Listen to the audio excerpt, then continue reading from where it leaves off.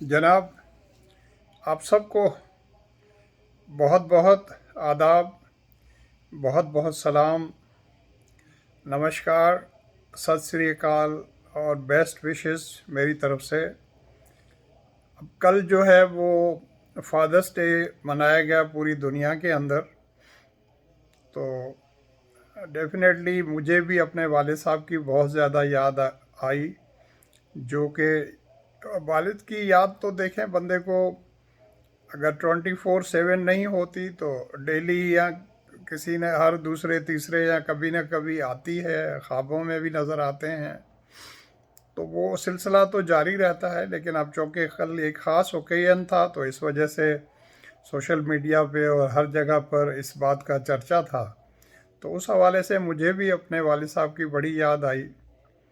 तो मैंने सोचा कुछ इस हवाले से आपसे बात की जाए। एक बात तो ये कहनी थी कि भाई सिर्फ हमें जो है अपने वालिद का ख़याल या उनकी याद या जिनके वालिदैन ज़िंदा हैं और बाहयात हैं, तो अपने वालिद की खिदमत या सेवा या उनकी रेस्पेक्ट जो है वो सिर्फ फादर्स डे के हवाले से ही नहीं होनी चाहिए, बल्कि पूरी ज़िंदगी जितना भी आपको मौका मिल सके तो वो आपको करनी चाहिए। पहली बात तो ये है।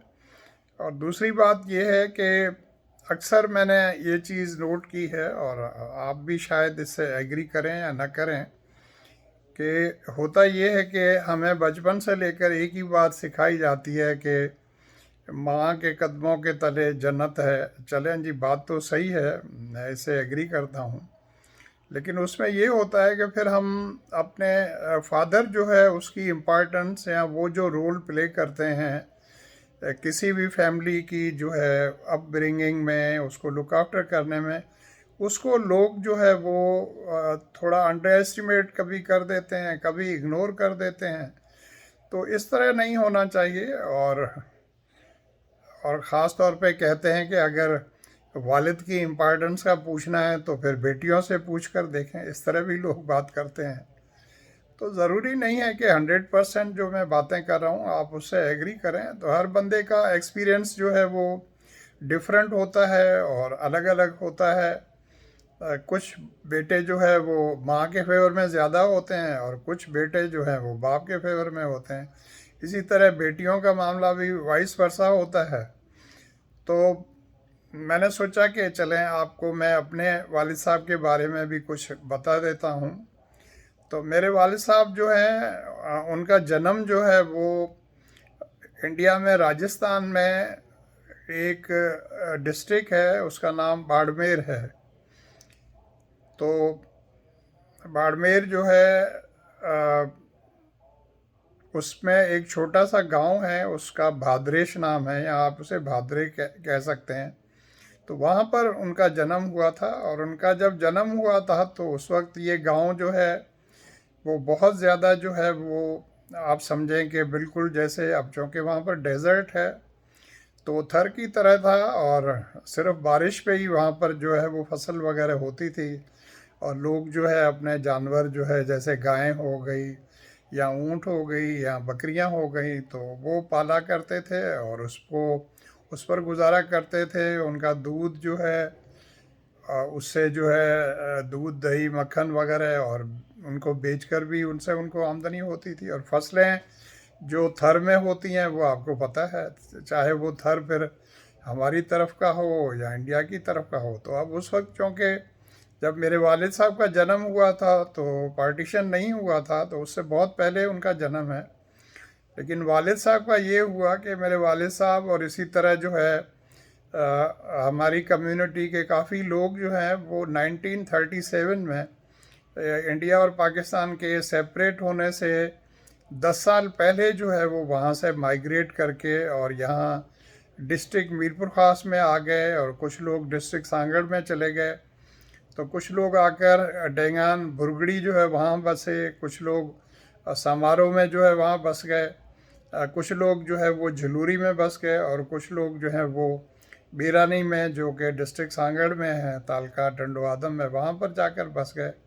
तो मेरे वालिद साहब जो है वो इनिशियली वहाँ से आकर और समारोह जो है, जो कि जैमसाबाद के करीब है, जैसे अब कोट गुलाम मोहम्मद कहते हैं, तो वहाँ पर आकर वो रहने लगे और उन्होंने खेती बाड़ी शुरू की। अब खेती बाड़ी चूँकि वहाँ जहाँ राजस्थान में रहते थे वहाँ भी खेती बाड़ी करते थे, तो यहाँ पर भी उन्होंने शुरू कर दी। और उसके बाद जो कुछ अरसे के बाद उनकी शादी हो गई, तो उसके बाद वो फिर वहाँ से माइग्रेट करके और डेंगान भुरगड़ी आ गए। अब जिन लोगों को डेंगान भुरगड़ी का नहीं पता तो उन्हें बता देता हूँ कि डेंगान भुरगड़ी जो है एक छोटा सा गांव है। अब तो उसमें काफ़ी फैसिलिटीज़ हो गई हैं, तो वहाँ पर आ गया। ये तालका कोट गुलाम मोहम्मद में है और डिस्ट्रिक्ट मीरपुर ख़ास से हैं।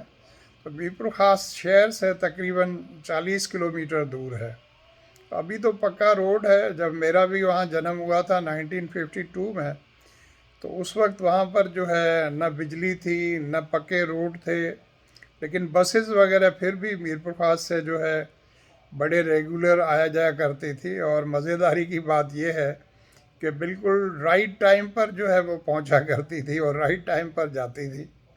आजकल भी तकरीबन वैसा ही हो रहा है, लेकिन थोड़ा बहुत टाइम में आगे पीछे हो जाता। अब तो पक्के रोड बन गए हैं, हाई स्कूल भी बन गया है, और लेटेस्ट खबर ये है कि वहाँ पर 12वीं तक का जो है वो हायर सेकेंडरी स्कूल भी बन गए हैं, लड़कियों के लिए भी और लड़कों के लिए भी। तो मेरे वालिद साहब फिर यहाँ पर आकर बस गए, और यहाँ पर डेंगान भुरगड़ी में जितना भी हम अरसा रहे, 1964 तक हम यहाँ पर थे, 1964 तक।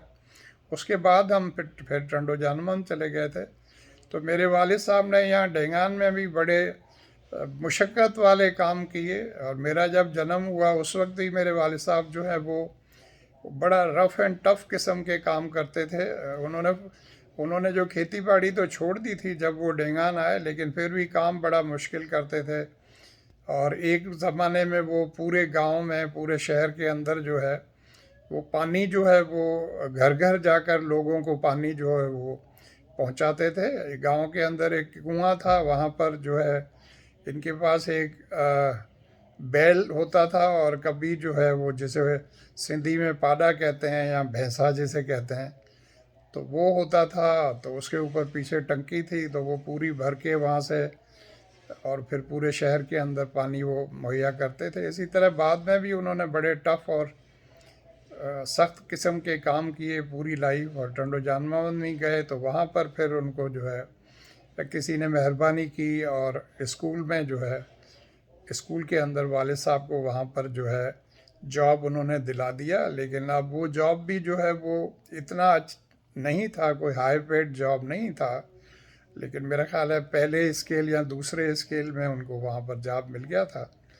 तो इसी तरह पूरी ज़िंदगी उन्होंने बड़े सख्त मेहनत में गुजारी और हमारी बड़ी लुक आफ्टर किया। फिर वालिद साहब जब रिटायर हो गए 1981 में, तो फिर मेरे साथ जो है वहाँ पर पिटारो में रहने लगे। और वहाँ पर जो है पिटारो में मेरे साथ जो है वो 1980 से लेकर या 81 से लेकर 96 तक, जब तक उनकी ज़िंदगी थी, तो मेरे साथ ही रहे। और बड़े सिंपल किस्म के इंसान थे, बड़े सादा किस्म के इंसान थे। तो उनकी बातें जब रिकलेक्ट करते हैं तो सोचते हैं कि अब ऐसे लोग कहाँ पर हैं। अब उनकी सिर्फ दो बातें ही मैं आपको बता देता हूँ, जिनसे आपको ये अंदाज़ा होगा कि वो कितने सादा और सिंपल किस्म के इंसान थे। कि एक तो ये था कि वो मतलब इस तरह समझते थे, हमें कहते थे, और आखिर तक हमने उनको कई बार समझाया कि काका ऐसे नहीं है। हम उनको जो है वो प्यार से काका कहते थे। तो वो कहते थे कि जब बादल जो है अगर नॉर्थ की तरफ जा रहे होते थे तो या किसी पर्टिकुलर डायरेक्शन में, तो वो हमें बताते थे बारिश के मौसम में स्पेशली कि ये बादल जो है अब जा रहे हैं और वहाँ जाएंगे और वहाँ से पानी भर के और वहाँ से लाएंगे पहाड़ों से, और फिर वापस आकर ये बरस जाएंगे।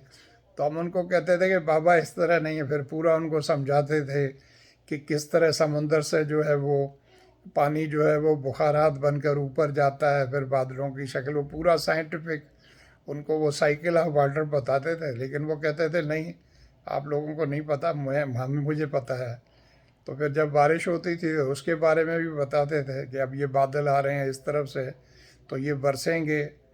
और काफ़ी बार उनकी बातें जो है वो बारिश के हवाले से सही होती थी। और दूसरा जो है टाइम जो है वो तारों को देखकर जो है टाइम बताया करते थे। वो इस तरह के रात को जब कभी मैं देर तक जाग रहा होता था तो वो मुझे बाहर आकर कहते थे, बताते थे अभी तक जाग रहे हो। फिर वो तारा देखकर कहते थे कि अभी तो रात का जो है ये फ़लाँ तारा यहाँ पर है, तो रात के 2 बज गए हैं। कभी कहते थे 2:30 बज गए हैं, तुम अभी तक जाग रहे हो, सुबह तुम्हें कॉलेज जाना पड़ेगा। तो इस तरह की बातें हैं। और भी उनकी सादगी की तो बहुत बातें हैं, लेकिन मैं बता रहा हूँ तो पूरी लाइफ उन्होंने, और उनको गुस्सा तो मैंने देखा नहीं कभी कभी पूरी ज़िंदगी में, और उनके लिए कहते हैं। और यही वजह है कि शायद वो कभी किसी ख़ास बीमारी या कोई तकलीफ़ उन्होंने कभी नहीं देखी, और 93 ईयर्स तक वो ज़िंदा रहे। और एक दिन जो है अचानक उनकी तबीयत जो है थोड़ी बहुत ख़राब हुई। मुझे कॉलेज से बुलवाया और थोड़ा वक्त ही नहीं लगा, मैंने कहा डॉक्टर साहब को बुलाऊं, तो कहने लगे नहीं। और थोड़ी देर के बाद वो फिर रहलत फरमा गए। और इस तरह जो है वो पूरी ज़िंदगी जो है उनकी हमारे लिए काम करने में और जदोजहद करने में गुजरी। तो ये था मेरे वालिद साहब की ज़िंदगी के बारे में। उम्मीद है आप सब लोग ठीक ठाक होंगे और अपनी फैमिलीज़ के साथ आप भी अपने पेरेंट्स का बहुत ज़्यादा ख्याल रखिएगा। और अगर आपको ये व्लॉग अच्छा लगे तो आप इसे लाइक करें, कमेंट भी करें, शेयर भी करें। और अगर अभी तक आपने मेरे चैनल को सब्सक्राइब नहीं किया है तो इसको सब्सक्राइब करें। Thank you so much, love you all, God bless you all.